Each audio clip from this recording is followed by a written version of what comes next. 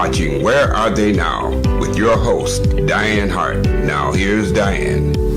Good evening. Welcome to Where Are They Now? I'm your host, Dianne Hart, and this evening I have the pleasure of interviewing a phenomenal man, an awesome man. He's a singer, a songwriter, a producer, Mr. Lindsey. How are you this evening? Oh, I'm doing fine, Dianne. How are you? Blessed and highly favored. Got some complaints, but I'm going to keep them to myself. I hear you. Well, good. I'm glad you're doing well. Let's just jump right in. So where are you from? Well, I was born in Virginia. And then at the age of 11, I moved to Detroit. And I received most of my education there. Graduated from high school there. Went to college for about a year or so. Then joined the Army. Became a medic, got out of the Army. And then I joined EMS. And worked with the Detroit Fire Department for a few years. But of course, all during this time, I was singing. I want to talk a little bit about what school did you graduate? Most of you all graduated from the same high school, it appeared, out of Detroit. I'm just trying to figure out how all of you wonderful folk can sing and all this stuff out of one school. But what high school did you graduate from? Northeastern High School. And I think Dinah Ross went there. I know Florence went there. Barry Gordy went there. Yeah. Mm-hmm. So now you know what I'm talking about, right? Exactly. Yeah, we have a legacy at Northeastern High School. I know that you're a singer and I know that you're a songwriter, but I'd like to kind of ask you a little bit about when are your juices flowing the best? Is it at nighttime, daytime, while you're driving, walking? When do you think songs come to you most? Good question. And as with most songwriters, I think they're driven by inspiration and moments, relativity. So the idea can hit me anytime. Of course, as with most songwriters, we dread having a musical idea hit us 1 or 2, 3 o'clock in the morning, because you want to get that idea, get it down so you won't lose it as you return back to sleep. And that's happened to me several times, Yeah. So to answer the question, it can happen anytime. Mm-hmm. Yeah. I don't have a favorite time, Once again, though, I try to avoid those real late night things. So do you go to bed with a recorder next to your bed, or you use your phone to record if you do wake up and you have an idea? No. I don't want to interfere with the natural flow of things. So, no, I do not sleep with anything next to me in that regards. It's funny because so many people do it. Like, I have a tablet because when it hits me, if I wake up, I hear it. I have to jot it down right now because I can't remember it. So if you dream something, do you think you're able to go back and pick it up once you get up? Well, I will say, of course, I have my cell phone close by. So that's always, the convenience of grabbing that cell and, jotting down the lyrics. Mm-hmm. Or even just to hear the melody so you won't lose the melody, you have an application that allows you to record the voice too. So I do rely upon that, yes. Okay. So how many songs have you written? Oh, my God, so many. In school, in elementary, I had a fascination, with poetry. Mm-hmm. So, people like Longfellow and stuff like that, I was off into reading Greek mythology and that sort of thing. So that's basically where it all started, with poetry, writing poetry about puppy love and that sort of thing at the age of 11, 12, broken hearts. And then I found a singing voice at the age of 13 and then joined the church choir. Did you come from a family of singers? It's funny, because my mom, I come from a single parent household. I was raised solely by my mom.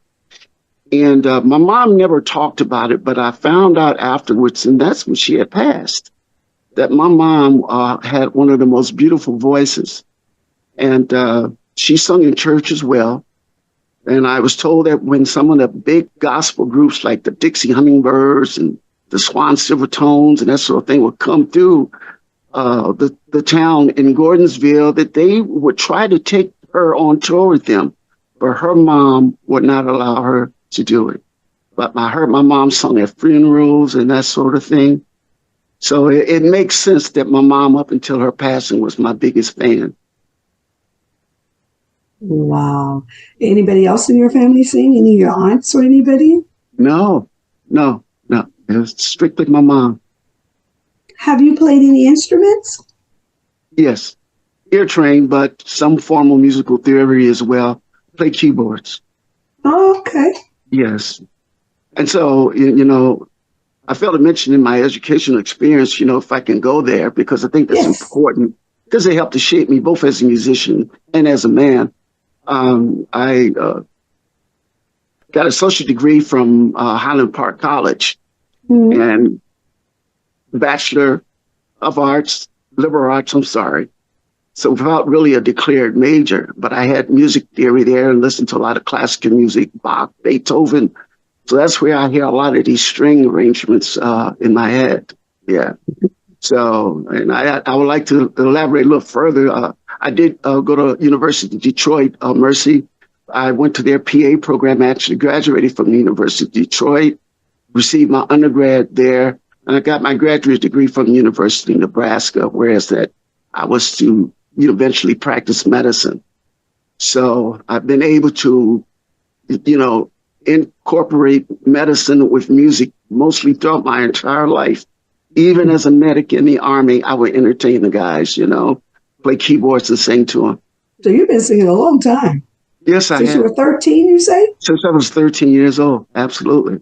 I don't know if you're familiar with some of the clubs in Detroit, like the 20 Grand. Oh, I had an opportunity to go to 20 Grand. I was 15. I think I was 14. Misty Love took me to the 20 Grand, dressed me up like an adult. Well, it's funny because I sung there when I was about 16, 17 years old. And I couldn't actually get in the club, but I was a performer at that particular time. And I used to emulate Johnny Taylor, David Ruffin, those guys. So I was singing in the nightclubs in Detroit when I was 16, 17 years old. Yes. I actually met the Edwin Starr Band in 20 Grand one night when they were there performing. That happened to be the night that Misty took myself and one of my cousins from Florida to the 20 Grand. And I met David Ruffin. It's so funny. Ooh. I was like just blown away. I mean, I was a kid. I had no idea, and that's a famous, famous club that will forever really be remembered. It certainly is. Temptations are renowned for their performances there at the 20 Grand. Actually, all of Motown artists. And actually, matter of fact, I think the Temptations recorded an album live there at the 20 Grand. Either it was there or the Rooster Tail. But yeah, so 20 Grand, if you perform there, anyone knows anything about Detroit, they would say you have arrived musically. Much like now today, people like to go to Baker's and down to Aretha and some of the other clubs in Detroit. So let's talk a little bit about some of the folk that you admired that influenced you, other than your mom, because I know she was your first influence and your fan, but some of the other people who influenced your musical career. First and foremost, I met Marvin Gaye. Actually met him at his house. It's a funny story, but my buddy would run cross country with Marvin Gaye over there at Highland Park Community College. And my buddy's name was Rudolph, and Rudolph couldn't sing a lick, but he certainly aspired to sing. And one day he says, Al, let's go over to Marvin's house. I know where he lived. He took me over there. I couldn't believe it. Knocked on the door, and Anna Gordy let us in. I was only about 17, 18 at that time. And she let us in as though assuming we knew Marvin. And I'll never forget, Marvin was lying on the couch in the den, and he had silk pajamas on, and he had a joint, smoking his little joint. And Marvin saw us, and his eyes got that big. And he jumped up, and then Rudolph said, "Oh, it's okay, Marvin. You remember we ran cross country together." And he said, "This is Al, and he sings, and I just wanted him to meet you, and I just want you to give some advice to him." And Marvin, you know what he told me? Be righteous. It shook my hand, and that was the extent. But that resonates with me even till today. Be righteous. But so moving on, after I got out of the Army, so I'm going to jump back and forth a little bit. Hopefully listeners can follow me. But after I got out of the Army, I worked as an orderly in a hospital, used my medical training as a medic in the Army. I got hired by Grace Hospital as an orderly, and I was pushing a patient around from the X-ray back to his room. That was Obie Benson of Four Tops. And, Obie wrote What's Going On, but it's crazy. But because Obie, he said, what do you like to do, Al? I said, well, I sing. He says, oh, really? And this is truth. He says, look, we got a studio over on Finkel, and I want you to come on over there. And I went. And then I had like a 2 or 3 year relationship, maybe 4 years with the Four Tops, singing with them, doing sessions with them, doing stretch vocals. They didn't use my vocals, but that's where I really perfected my craft, listening to Levi. And so I formed a group with one of the Four Tops' son, who is Lawrence Payton Jr., who happens to be one of the Four Tops now because he replaced, I believe, Obie Benson when he passed. So, of course, we know all the Four Tops have passed on.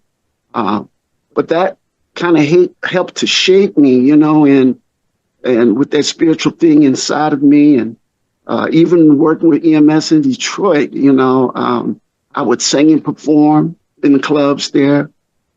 And I had a recording contract with Ren City Records. I released my first record, Always on My Mind, in 1989, 1990, somewhere around there. And that was my first contract ever. And I went back to school when I got my degree to practice medicine and started my own label entitled Pulsating Music. And I've had my own label for almost 20 years. And all this time, I'm still practicing medicine and singing. So I've been blessed in that regards. So now that you're the singing physician, did you ever sing to any of your patients? Well, some of them come to my shows. And kind of hard. It's kind of hard for them to take me serious, practicing medicine, because knowing that you're an entertainer as well. But I was very, very serious, in medicine. I did not leave anything to chance with that.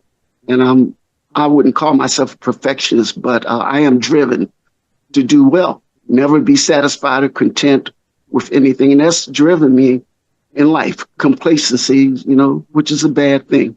That's great. That's great. What type of medicine did you practice? Primary care at the VA, primarily. Mm-hmm. I opened up a practice in Saginaw when I moved there.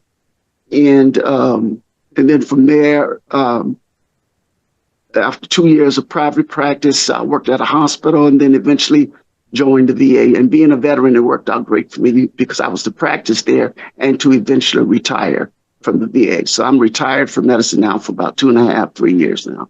Slowly transitioning.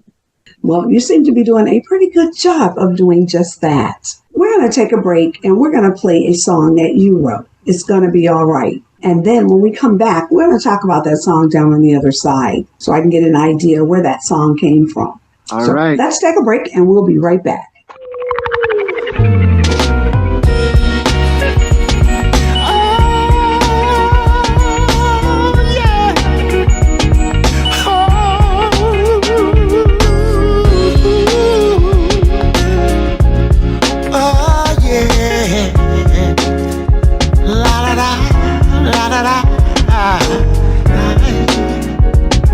Hey, have you heard the news? Trying to turn the clock back on you. Oh, it's a shame. Who's at fault? Who's to blame? Mother, can't you hear them? Where's the quest for equality? I know, hey, it's gonna be alright. He said it would, but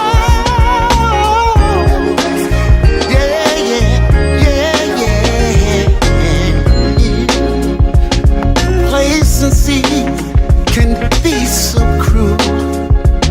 Those who forgot the golden rule, all the things that we've been through, gentrification,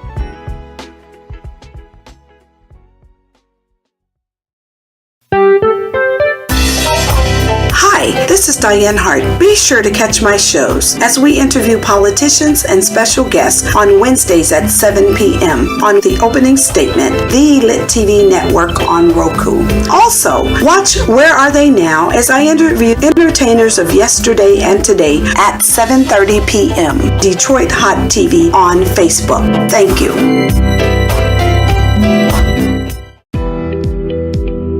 You are watching Where Are They Now with your host, Dianne Hart. Now here's Dianne. Welcome back to Where Are They Now. I'm your host, Dianne Hart, and my special guest this evening is Mr. Al Lindsey. What a bad jam. So let's talk a little bit about that song. Where'd they come from? Well, anyone listen to the lyrics and know what's going on in the world of society today, there should be absolutely no question about it. Hey, have you heard the news?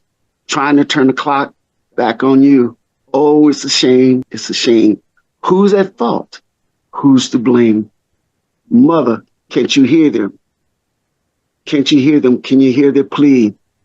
It's going to be all right. That's the chorus. That's the hook. The resounding thing about it's going to be all right in spite of things, because we're going to the second verse and we talk about deportation, segregation and all the stress and things that we've been through. We talk about how complacency is a bad thing.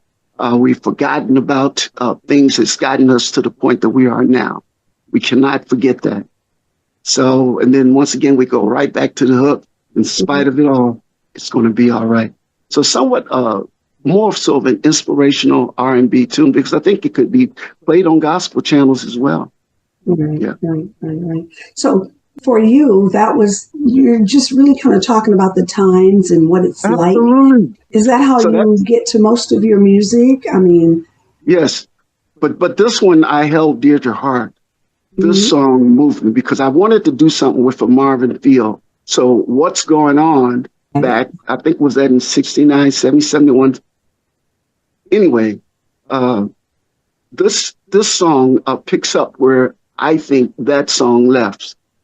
And actually never really left us, but I'm carrying that theme forward to let us know we cannot forget about the struggle. And as a Black man, you know, I've got obligations beyond myself. I've got kids, I've got some grandkids, and I have a responsibility to them as well.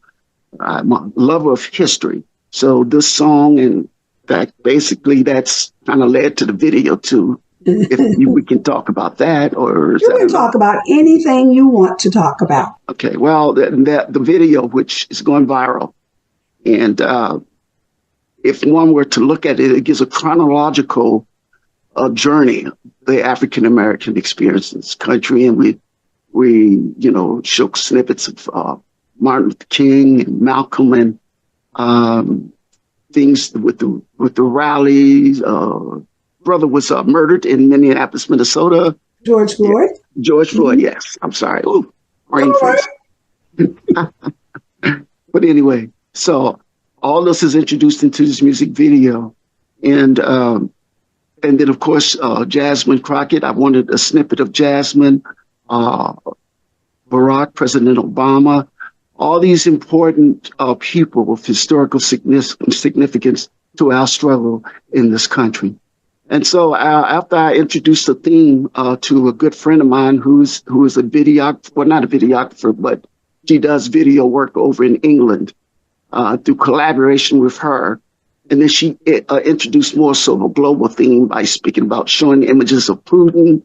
And we touched on the issue with Gaza, with the starving children there. So the video is only 3.5 minutes, but it covers a lot. And we throw a lot at you. But these are the times, and I wanted to express musically my interpretation of what's going on in the world today. And you did just that. It's phenomenal.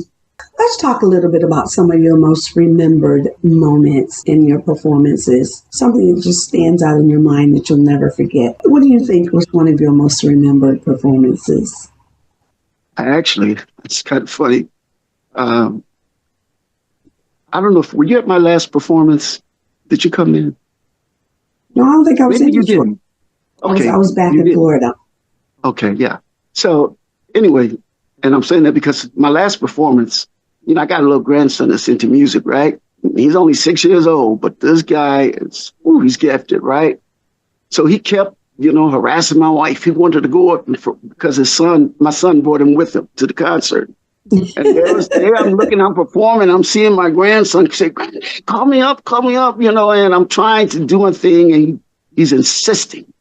And so I went on in the middle of my show and called my grandson up, introduced him to the crowd. He took the mic from me, and then he froze. He froze. So we kept saying, "Come on, do something, Hudson, just do something." His name is Hudson, real interesting little guy. So I'm saying this to say that I froze myself singing lead in a gospel choir when I was 14 years old in Chattanooga, Tennessee. And I was singing this song, "Oh, How I Love Jesus."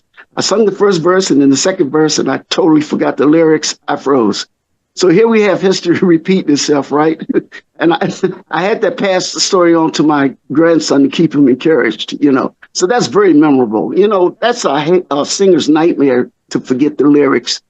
And I think that's a component of stage fright, because before you go on, you got to have that stage fright, that anxiety, that rush. But I think always in the back of a singer's mind, am I going to remember these lyrics? Think about it. You're singing 8, 9, 10 songs and everything, is spilling from their brain.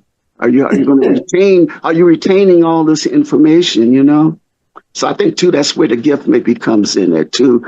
The divine intervention, that is able to flow like that for an hour and a half. Because you're never sure about lyrics. You never are. But a good experienced singer knows that if you forget the lyrics, go ahead and repeat the first verse. Also, I had the opportunity to open up for Jeffrey Osborne. I had the opportunity to open up for the Whispers. So those are more recent, memorable ones. Jimmy Walker of Good Times. I opened up for Jimmy when I was in the Army. So I, have Enchantment.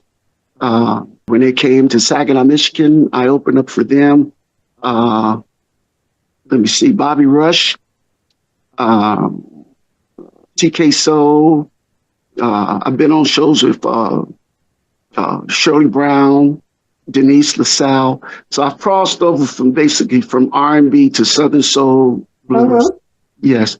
So I've had opportunity to work with a lot of good people. And, my music producer and my music director happens to be the same music director that Angie Stone had, James Owens. And so I am blessed to have him as my co-producer. And James Owens and his son, James Jr., he was Angie's production man, did a lot of recordings with Angie. And so James Jr., right now, he's worked with Tony Braxton, Chris Brown.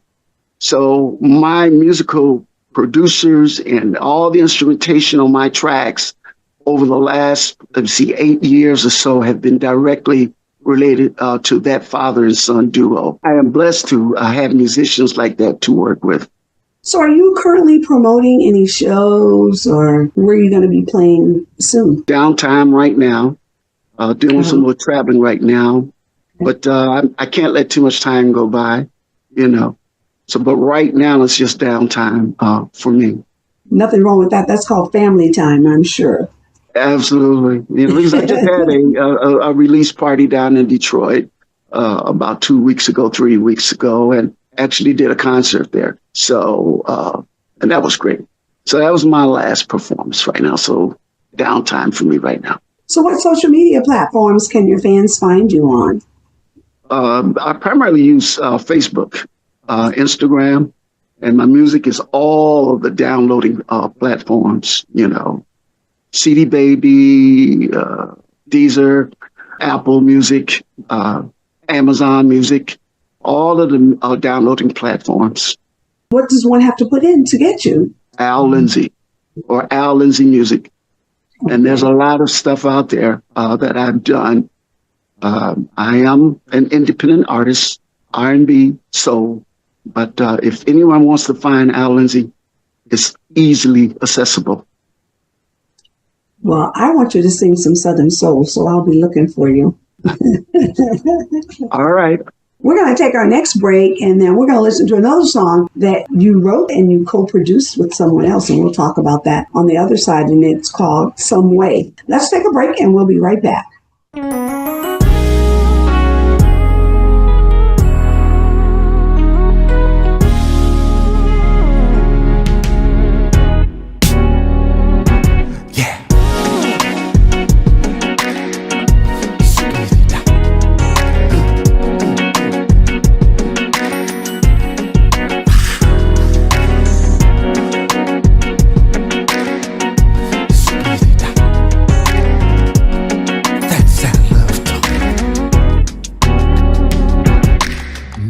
Difference who you are. Love comes from the heart. Oh, you can't tear it apart. No, you take it wherever you go. Just like a flower needs rain, true hearts will sustain over time. Don't you know that love will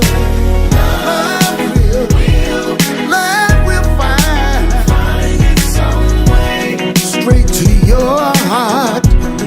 Girl, it's your kiss, your smile drives me away.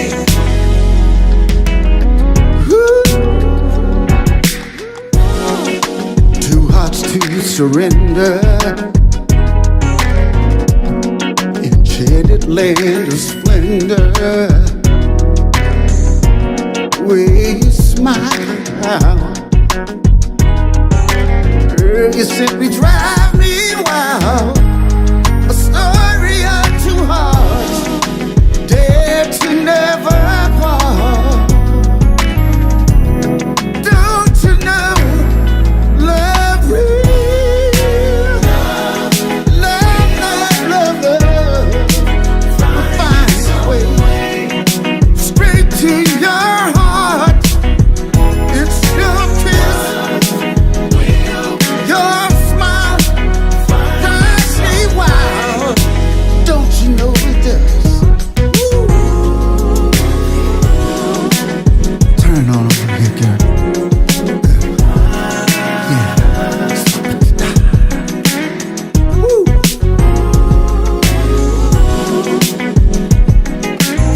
My boo.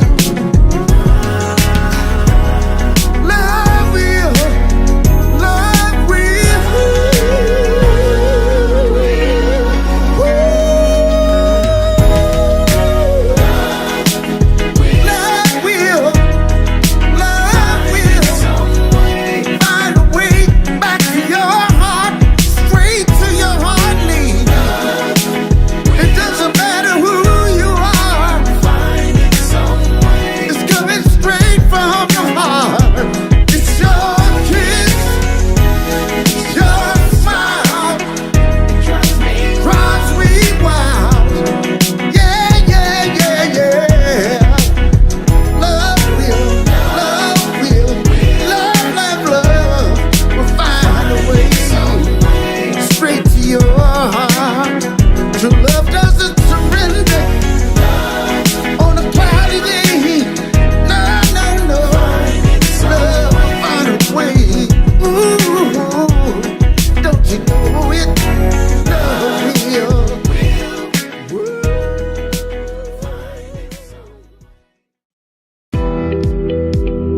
You are watching Where Are They Now with your host, Dianne Hart. Now here's Dianne.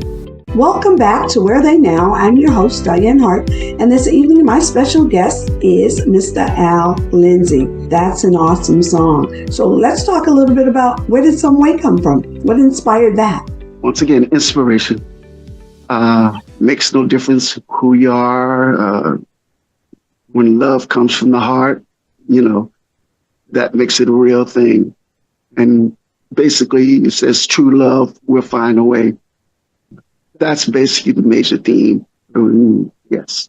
So basically, you write a lot about what's going on in your life and other people's lives that you might hear about or see as an Yeah. inspiration for writing music. Well, I've been called a balladeer, so I love song stuff. Oh, okay. But I can do that funk stuff. I can do that up-tempo stuff too, you know. I try to cover it all, you know, versatility, you know, being versatile, you know. So I don't think we should allow ourselves to get boxed in one musical category, you know. And I try to hold true to that. And that's important. Let me ask you this. What advice would you give an up-and-coming individual in the music industry? Well, one thing for sure, I'm glad that I was able to establish myself first, build my foundation, which was education, having the financial means and resources to sustain myself. So I would encourage anyone, it's like you wouldn't build a house without a strong, solid foundation. And as it holds true for ourselves as we are developing ourselves in society, it's important that we have a strong base to operate from. And that's what education did for me. And I can only speak from that, but education, knowledge, knowing of history, and financial security, because music is up and down, and it's probably one of the raunchiest, dirtiest businesses out there. It can be. A lot of broken promises, a lot of broken dreams. But as long as you can sustain yourself financially, you can keep knocking on that door. And hopefully, maybe one day, you'll be able to get into that door. When you talk about sustaining yourself, talk a little bit about what it means from a legal standpoint for these entertainers who don't know anything about contracts. Should they be seeking legal advice? What is it that you would recommend? Some of these, and people tell me, what was on the internet. From your experience, what would you say? Well, with the way that music has evolved over the years, I don't think it's so much imperative that one have an understanding of musical contracts and that sort of thing, because that was usually between artists and the company. And so a lot of artists got shafted because all the residuals went to the company. So now in the era of independent music, that's very unlikely, to happen. But the payouts and the dividends from independent music and that sort of thing is not very much. So that's why I spoke about the importance of, once again, going back to the financial stability to be able to sustain yourself and handle your business, your bills, to be able to survive. It's okay maybe to have some understanding when you're getting gigs, and signing contracts to get that advance pay and that sort of thing.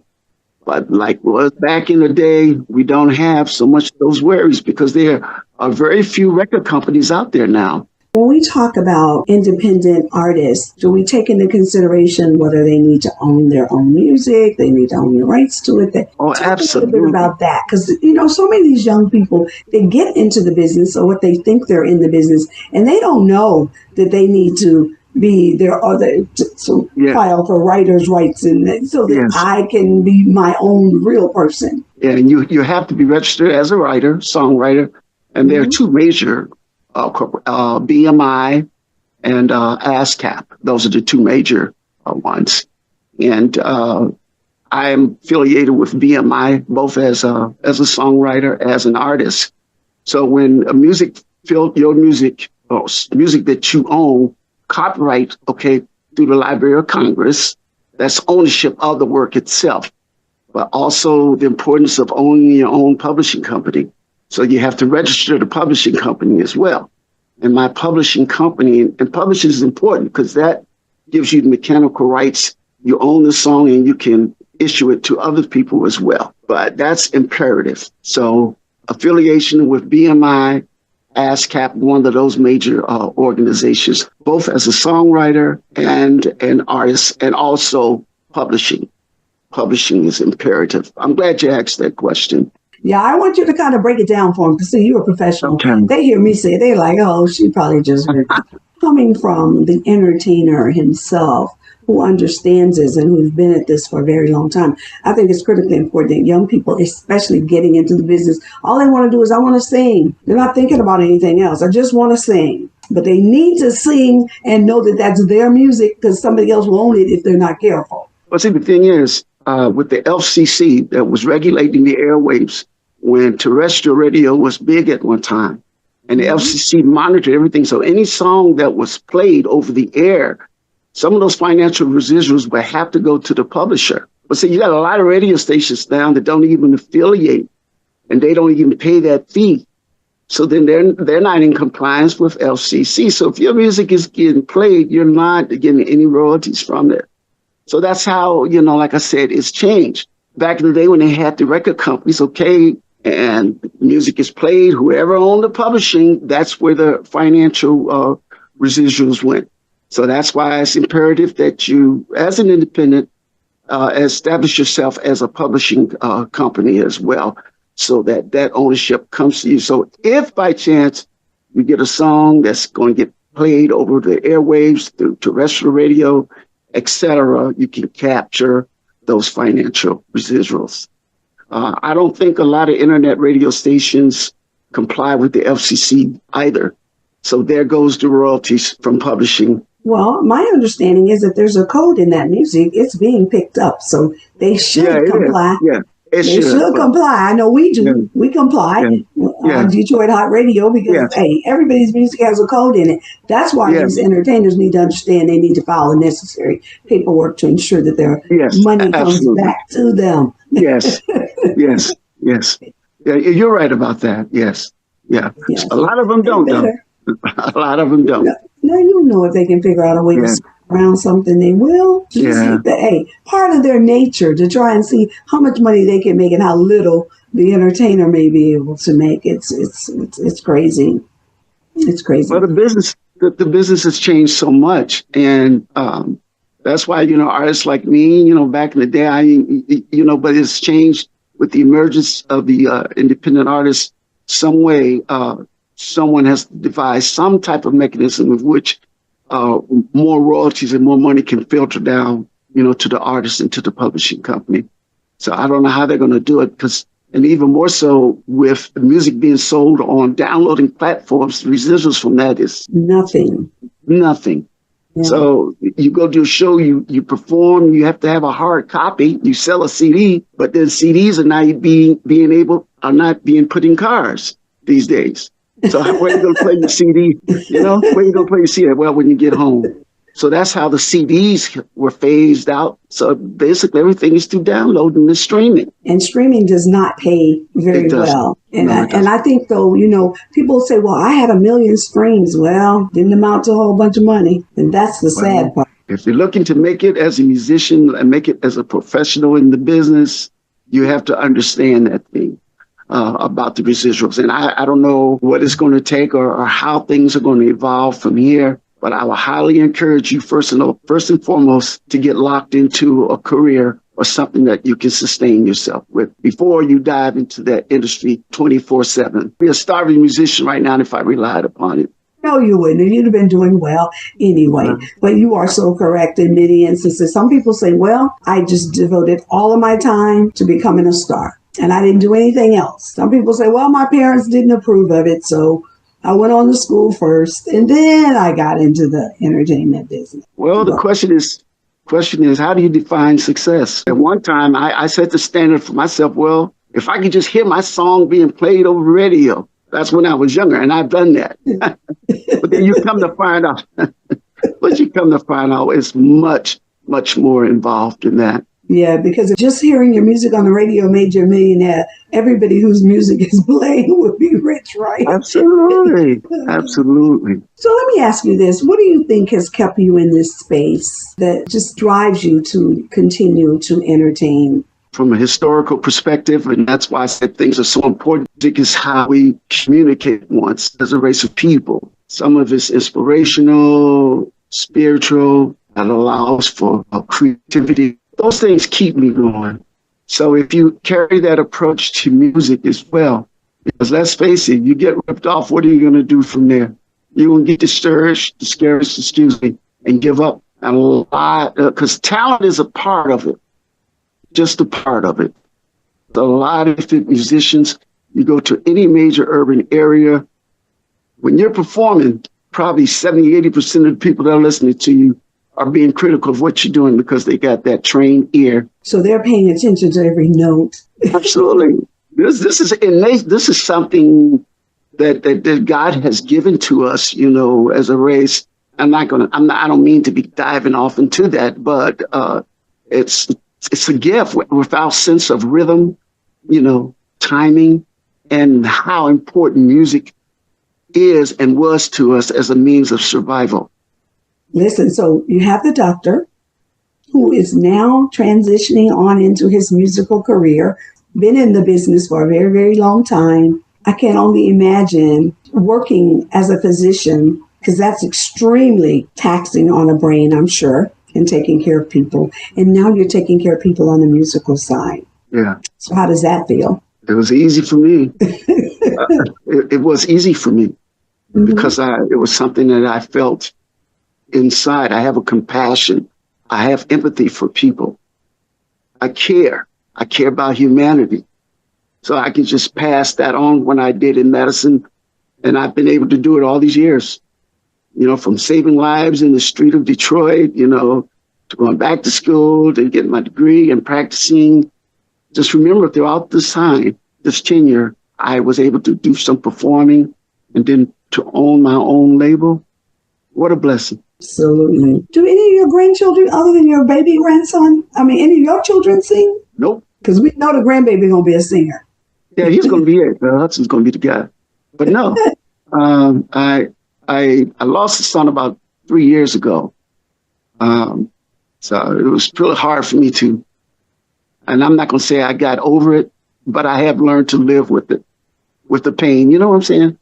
My son died 4 years ago. I know So exactly what you're saying. No, you'll never get over it. There will always be a hole in our hearts for our children. We know that our children would want us to move forward and to be successful. That's an angel for you, just as my son is for me. So I know exactly the pain that one feels as a parent when they lose one of their children. I would never wish it on anybody. It will never go away. But I think of him every day, and I can smile that, hey, I had him for 43 years. He was loaned to me. I had to give him back, but I enjoyed every single day of being his mom. So yeah, my son was very deep and very prophetic. And he, as a matter of fact, told me, Dad, when he first heard Barack speak, he said, and that was, when he had first got into politics, and I think Barack gave that convention speech at the Democratic convention. Yes, he did, as a senator. Yep. And my son said, he's going to be president. He was really, my son was prophetic, a very brilliant guy. He had photographic memory. When I wrote a song, I would always take it to him. What do you think, son? What do you think? He couldn't sing a lick, but I loved his criticism. And that's how I passed that down to my grandson now. He's got photographic memory as well. My grandson does. Mm-hmm. He's reading at a 6th grade level. He's only, 6 years old? Wow. So we got to cultivate. We've got to cultivate, though, those talents, keep them focused and keep them grounded. That's why parents and grandparents play a very pivotal role in their children's lives. And we must understand the importance of what we do and how we can provide for our loved ones. And the things that we allow them to see and do that we do, because they're going to emulate us. If we're not careful, doing something bad, that's what they'll pick up. We're doing the right thing, that's what they will pick up. And remember, the most about us is the good things that they watch their parents and grandparents do. That's really, really important. Yes. I'm looking forward to seeing Hudson somewhere. Yeah, he's interesting. So tell me, what happened when he stopped, when he froze? Did he just stand there? And he told me with the mic in his hand, I'm feeling a lot of stress right now. and I can't do it. I said, well, just rap a little bit and the band will pick up on that and they'll provide some, background for you, music, and couldn't do anything. And the poor guy, he wound up going to his mom and she had to escort him out of the venue, And he said his musical career was over. So I picked him up 2 days afterwards and spent the weekend with him and was able to restore that confidence. And he went to that Chris Brown concert in Detroit, and someone captured him at that concert. And I'm telling you, he has his groove back now. So he was singing at that concert. Oh, absolutely. He's got his groove back, Diane. I can only imagine him saying, I'm feeling a little stressed. And don't feel bad. When I have to speak, there are days when I feel stressed too. I know about it. Or 400 or 500 folk, they're looking at me, and I got to try to make sure I connect with all you people in this room. Yeah. So, yeah. I'm so glad that I had that time with him to share what happened to me when I was singing and forgot the second verse, and I just froze. I couldn't do nothing. Musician kept playing, and people said, "Come on, boy, sing that song." And I couldn't do anything. I could not do anything. So I think that helped him somewhat. Oh, I'm sure it did. I bet he said, darn, if my granddaddy could forget he froze, surely I can freeze. I'm only 6. Yeah. A little lighter question. So you've lived in Detroit your entire, from the time you moved in, you've never left, you've always lived in Detroit? Up until 92, 93. And then I moved to Saginaw and brought my son, with me. Well, I had 2 sons, but one of them came with me. And first practice I had was there in Saginaw. And I laid down roots there. That's where I met my current wife here in Saginaw. Detroit is home to me. And it always, will be there. I lived there most of my life. I frequent Detroit. I'm there all the time, I love the city. I love the way things are resurging, and they've got some problems there, but overall, I love the Motor City. That's home. We got some problems everywhere. If you let your president tell it, we got some major problems in D.C. that he's about to fix when he brings in the military. See, that helps my song, and I'm encouraging the audience to check out that video. We need to know where we came from. And if you don't know your past, you're doomed to repeat it, they said. So, because I mean, with my understanding of history, I've been saying it for some time that this nationalism thing is no more than the Third Reich movement in Germany in the 30s. Hitler did not transform Germany overnight. And when Trump got reelected, I hate to go there, but they had a plan. And it's being implemented, man. And it's more than just him. So if we're going to deal with this thing, we have to have understanding of what's going on, and we're going to have some strong unity among each other if we're going to be able to survive this, because forces are definitely at work to set us back, that clock back. We have to understand that. Right. They absolutely are. There is no ifs, ands, and buts about it. I'm watching it every single day. We're doing it right here in Florida with all of this redistricting to try and get more seats in D.C. I mean, it's almost like, is this real? This cannot possibly be real, but it is. We'll survive it. We will survive it. We will definitely survive it. Yes. That's where the knowledge of history comes in there, because it can be very overwhelming. But when you think back with the lynchings and the Voting Rights Act and civil rights movement, it's 1965. We're 60 years right now into that with the Voting Rights Act, and the Civil Rights was that in 1964. So, come on. We will survive. We will survive. Indeed, we will. Well, I want to thank you so much for allowing me this opportunity to interview you today. Hey. What a pleasure it has been to speak with you. No doctor, can't sing, but I can speak, so I guess I'll have to stick to that, right? And that's your forte, my good sister. Keep going. Keep it moving. Right. But I want to sing. I've always wanted to be a singer, but can't do it. So I'll accept I'll be grateful for what it is that I can do. But yes, I hear that little music in my ear that tells me it's time for me to wrap it up. But I cannot thank you enough. I greatly appreciate this opportunity. And I got to see you at the Detroit Black Music Awards. Yes. Which is nice. Listen, you all, you can watch me every Wednesday night on The Opening Statement right here in Tampa on the Lit TV network on Roku. That's at 7 o'clock Wednesday nights. You can also watch me on Thursday nights, Radio Facebook, where I interview entertainers, both current and past entertainers. Some are retired. You can also find me out on YouTube. And that's @ Dianne Hart. Like and subscribe, hit the bell, so every time I put up a new video, you will get it. I look forward to seeing you all soon. Thank you so much for watching. Bye-bye.